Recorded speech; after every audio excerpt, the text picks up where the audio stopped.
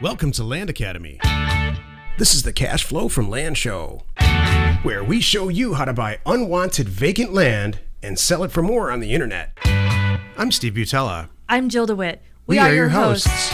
With over 15,000 completed transactions, we are the experts in this niche land flipping business. We hold a drawing to win a free property every month. Enter to win by reviewing this show on iTunes and downloading our free ebook at LandAcademy.com. All right, let's get this show started. Steve Butala here from LandAcademy. Welcome to our Cash Flow from Land show. In this 8-part series, Jill and I talk about what to do when sellers begin to call you back based on the letters and offers that you've mailed them. Jill, this is episode 2 of 8, and it's called Seller Called Back on My Offer, and They Want More Money. Great show today, as always. Before we start, let's take a call. Sure. Excuse me. You got it. Alex from Chicago called in and asked, I haven't made the jump yet into real estate investing. It's not that my wife and I can't afford it. She's a nurse. I'm a plumber. We can make the jump, perhaps a little easier than some. The problem for me is, I love this, is convincing my wife that real estate can be as good of an investment plan, if not better, than perhaps traditional investment methods like 401k, Roth IRA, and so on. How can I convince her? Have you noticed, Jill, that the questions get more detailed and more, it's a great thing. Right? It used to be like, what's my last name? That was a question. Right. But now, no, Alex, this is a great question. Do you want to go first or should I, Jill? This is kind of more your thing. You're a big planner and big picture person and stuff, Steven. So I'd like you to take it. You know, this isn't a past retirement and IRAs and things like that. They should be included in everyone's or just about everyone's investment portfolio. So this is not a passive. We don't. If you're looking for a passive investment vehicle, this is not it.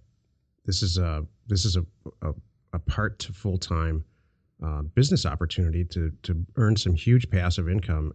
But it's you're running a business, and I'm not saying you're working 18 hours a day. I'm saying, you can do it on many.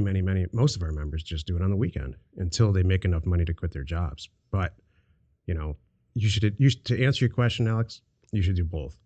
But if you're not interested in running a part-time gig, this is not for you. Mm-hmm. That's a little negative, isn't it, Jill? Yeah, like, where are you going with that? Just kidding. I'm just being honest. It's not a passive investment vehicle. It's really good. I guess the point is here, listen to your wife. You never want to, you never want to tick off your wife. Like, come on, unless you want to be married. That. You're right. Yeah, you don't want to be married for very long, Alex. Yeah, Alex, dump all that and do this and don't tell her because it's better. So there you go. Yeah, if you're not happy with your marriage, this is a good out. So anyway, no, but the bigger picture is, it is hard to have all your eggs in one basket. You don't want to have all your eggs in one basket. We don't have all our eggs in one basket. It's all within basically real estate based, but it's not all the same kinds and not all. It's a variety of things under a variety of companies, by the way, because we've got to that level. So we have a lot of fallback plans. So you're right, Stephen. Take the ball and run on this. It is a great opportunity. And don't discount your wife. And baby, that's the answer. How can you convince her? By telling her you're not going to jump ship on all those other things. By saying, that's right. You know what, babe, here's what we're going to do. And I get it. And you know what? Your gut instinct is telling you this. And you may be right. So we're going to allocate this money for that money for this. This money's going to be for real estate. That's right. And this money's for whatever. That's a much better practical answer and approach to keeping your marriage intact than what I said. Exactly. then everybody's happy. So, and then, depending, in a perfect world, you'll make some changes as these things grow and whatever, and it's all good. So, thank you. Good. Okay, so what was today is, the seller calls back and wants more money. So I'm going to set it up. Okay. This is the second show of an 8-part series that Jill and I put together where we talk about what sellers say when they call you back. When they call, so you send a ton of letters out, making offers on a lot of properties. This is what we teach to our members, and we've been talking about it for quite some time now on the air. Send a lot of offers out. The seller receives the offer. They pick up the phone and they call you back, and they have an assortment of responses. Jill and I, just for fun, have categorized them, and this is, I guess, vaguely number 2 of 8. They want more money. What do you do, Jill? You just up your offer and whatever it is. Just kidding. Okay, so I say number 1, yay! I'm happy that they called back, so that's great. So the first thing I want to find out is it worth it? Because you know what? It might be. So my first thing is ask them why they think that, and do your homework. Well, let me give you some. Let's use a raw example. We sent a bunch of offers out to all the 20-acre properties in Northern Oregon, and we offered $4,000 per 20-acre property that fit within our criteria. A bunch of people call back, and one guy calls back and says, "That amount of money, I understand your point. I looked you guys up on the internet. I know you're legit. I want $8,000, and you offered me, what did I just say, Jill? 4. You offered me 4. I want 8, Jill." Go ahead. Okay. Well, Mr. Jones, thank you. I appreciate you doing your homework and understanding who we are and what we do. And since you did that, you know that I'm a wholesaler. Well, let's talk about this. Why do you threw me under the bus here, Stephen? Sorry. Oh, I'm sorry. I didn't mean to do that at all. No, it's all good. It's all good. I was just trying to make it less philosophical and more like, this is really happens all the time. So, and you're a pro, Jill. So, I didn't mean to do that at all. I'm sorry. Well, okay. So how about this? If I don't mind, I'm going to jump into my notes and then I might answer your question. Yeah. And then we'll come back to it. Okay. So I offered 4, you want 8. Okay.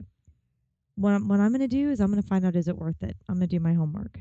There's 3 possible outcomes here.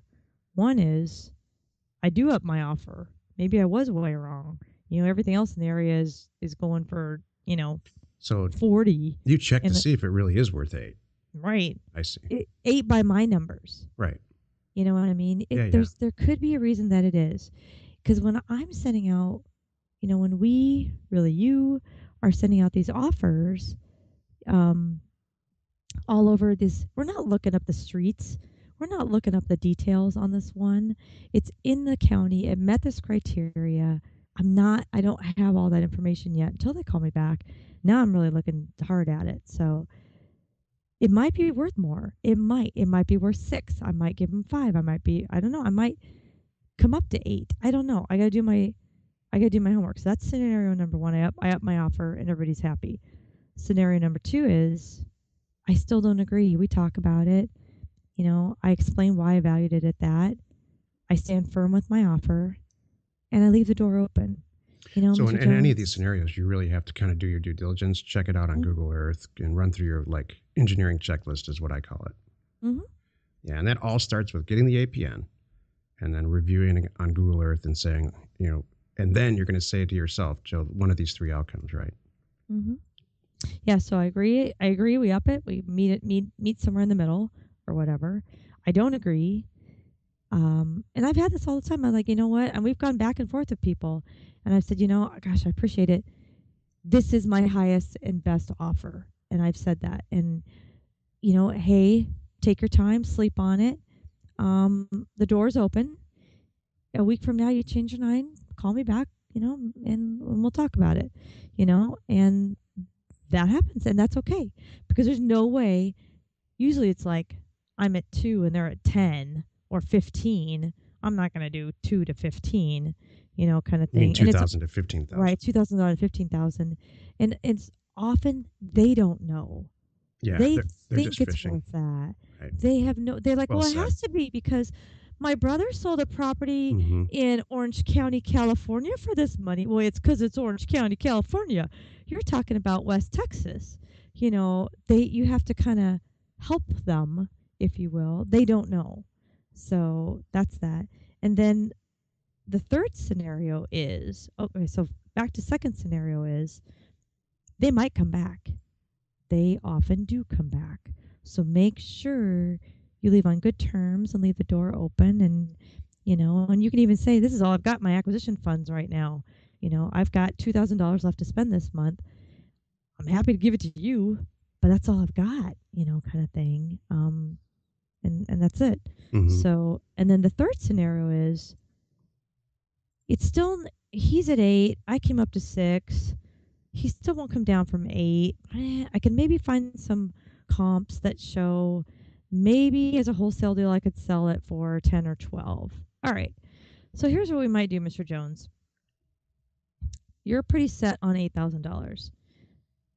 Would you be agree to signing an option agreement for me to try to sell it for you? Let me go out there, give me 90 days, and I'll try to sell it. And if I can sell it, and make sure you get your $8,000 out of it, would you be okay with that? Oh, okay, heck yeah. So now what I'm going to do is I'm not out any money, by the way, because I wasn't really happy with the 8, but let's test it. So I'm going to go out. He signs a quick little one-page thing, sends it back to me, so we're all on the same page that I get 90 days to work on this and try to go sell it. So now I'm going to put it out there for $12,000 or $13,000, whatever I think, and all over the place and see what happens. Maybe he was right. Maybe then I get someone comes back to me they want to buy it at, $11.99. We agree on that. Okay. So I take the $11.99, I give him his 8, and I get the money in the middle. So I'm good with that too. What Jill just described, is the original and long-lasting model for zero down real estate.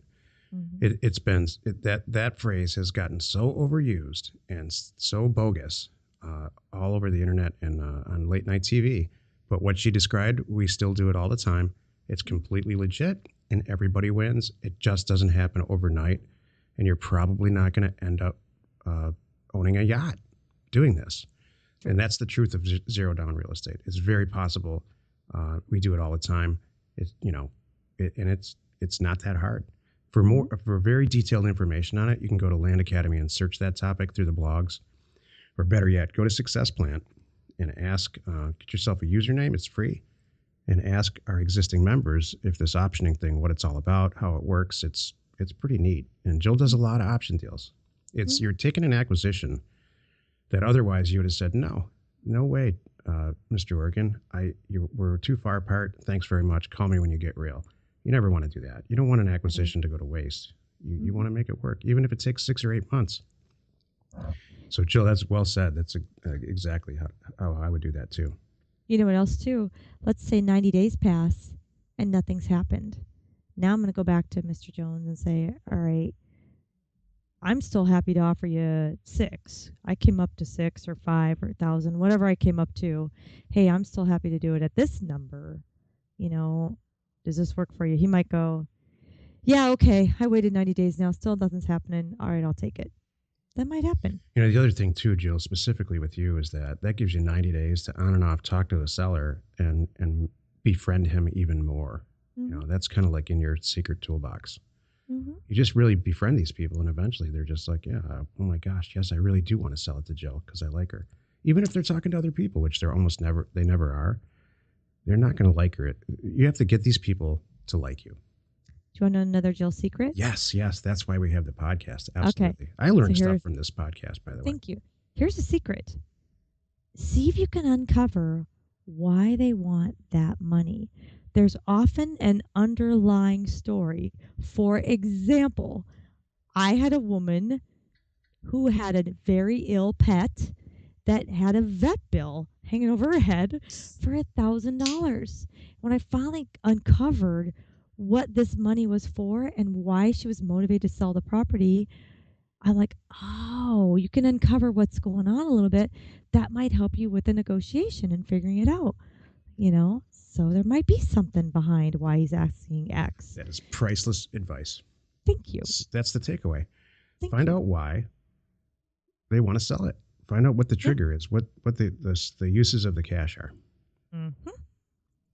Sometimes people just want to get off their checklist. Those are my favorite deals, by the way. Mm-hmm. There's a lot of triggers and a lot of reasons that people we've collected them over the years, but I think my favorite is, can you just get this out of my life, please? I'd like to be done with it.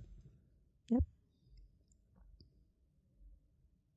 I think that covers the topic, Jill, don't you? I think so. I think we did great. Well, in that case, join us in the next episode or in another episode where Jill and I discuss your all-important success in property investment, and that would be in session 3 of 8 and in life. Nice work, Jill. I swear, I really do. I learned stuff. Thank you. Thank you. You are a pro at this. You saw used cars before this? Right. You think I would. No, you know what the key is? You just got to listen. So many people don't listen.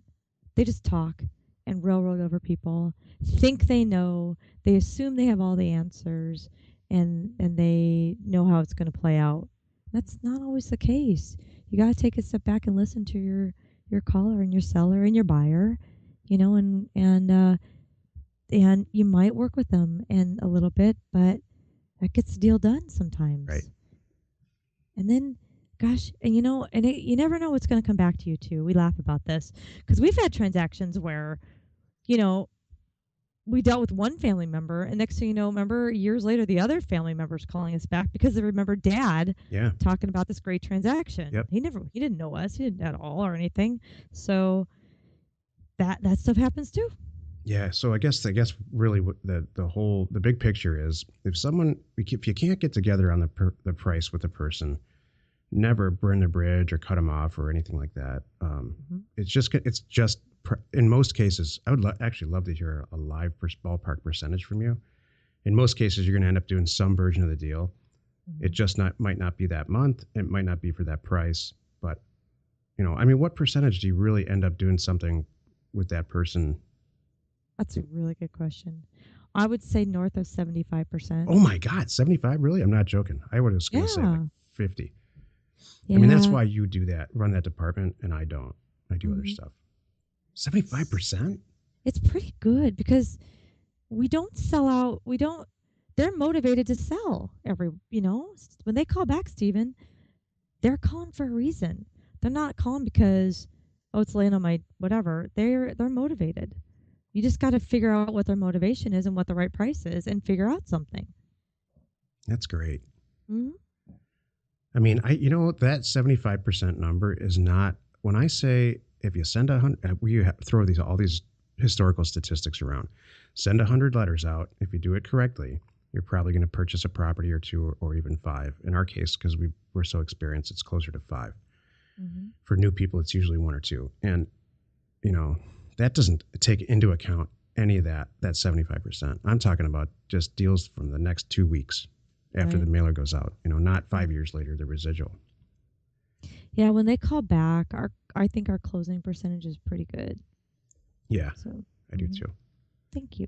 Do you want to do a role play? Or I don't know if we should do a role play. We should do it because we promised, and I think it's funny as heck. If not for any other reason, I like doing it.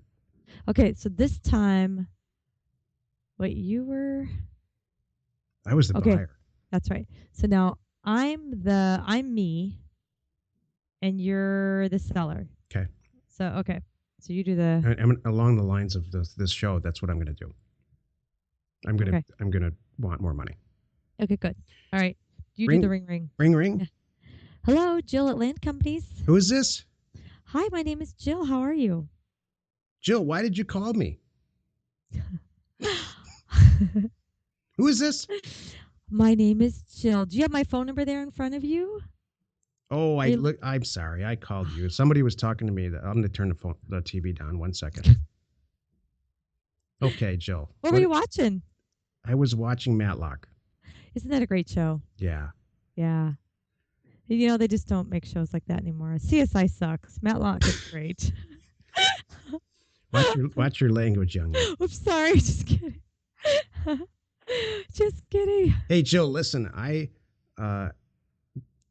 Ethel, my wife, she passed away 6 months ago. Oh, sorry. Thank you. And I have to clean all this stuff up because my no good kids, they won't help me with anything. I have a piece of property in California. I live in Delaware. And you sent me a letter 18 and a half years ago and I would like to sell it. I think I'm ready to sell it to you. Please tell me you're ready to buy it. Do you buy property in that area still? We do. What was your name, please? I forgot. I don't think I mentioned it to you. Maybe I did. This is Jason from Delaware. Jason Smith. Jason from Delaware. Thank you. Well, 18 and a half years ago. That's great. Thank you. Are you retired, Jason? Well, yes, I don't make money plumbing anymore. I used to, but I still plumb everybody's house. That's really good. I live in a nursing home. I'm a good plumber. Oh my God. I'm sure you do. Oh my gosh. How come I'm always the straight one and you're always the funny one? Because you're a good straight man. Thank you. Well, Jason, since it was 18 and a half years ago, I'm guessing we offered about, I don't know, was it a $1.50? 18 and a half years ago, a cup of coffee was 48 cents in Delaware. But you people in California may be a little more expensive for you. There's probably half a tax. There's probably a lot of tax and coffee for you in California. Are you in California? No, I'm in Arizona. Oh, I love Arizona. Oh, yes. There's a lot of people from Delaware that come out here, especially right now because it's March and April. I went down there in 1948 with my wife, Ethel, and we had no air conditioning, and it was hot. Oh, yeah. That's why you come in March and April. Yeah. Got it. Anyway, are you going to send me the money on this property? You offered me $3,000 back then. I think it's worth, because it's so long ago, I think it's worth $6,000 now. Okay. Where is it again? In California, where you live. Okay, let's get all the details. Blah, blah, blah, blah, blah. I got all the details. Now, I'm probably not making an offer on the same call, but we'll jump ahead. So, Jason, we talked. You want to call me back and do your research and you let me know. I already did that. Okay. We just fast forwarded. Second call. Hello. All right, Jason? Yes. Hey, I did my homework. Thank you so much. Hey, nice to talk to you. By the way, hope the weather's nice there in Delaware. Yes. We're not plumbing too many toilets today. That's a messy job. How do you know I'm a plumber? Because you told me that, Jason. Oh, okay. I'm good. I love being a plumber. I'm good. I know. I bet retiring was hard for you. So anyway, I'm not going to ask what you plumb now. Anyway. So, Jason. These were supposed to be the shortest shows ever. I know, they're turning the longest. So, Jason, here's what I came up with. I appreciate that you think it's worth 6, did you say? And I'm at 3, I think. Yeah. So, I appreciate that, and I understand it. I put a lot of homework in, and I checked the area. I looked at some other properties. I looked around what things are kind of doing, and here's what I can do. I can up it to 4, and I can have a cashier's check to you in your hand on Friday. You don't even have to leave the nursing home. You don't even have to change out of your slippers. How's that? Yes. Done. Yes, okay, yes, yes. Okay. And then we'll get into more about that later, because that's in another call.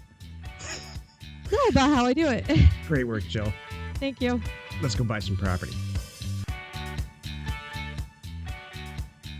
We hold a drawing to win a free property every month. Enter to win by reviewing this show on iTunes and downloading our free ebook at LandAcademy.com. If you want to get involved or you need more information about our profitable, niche real estate operation, call 480-467-0359. You just might get Jill at the other end of the line. LandAcademy.com. You are not alone in your real estate ambition.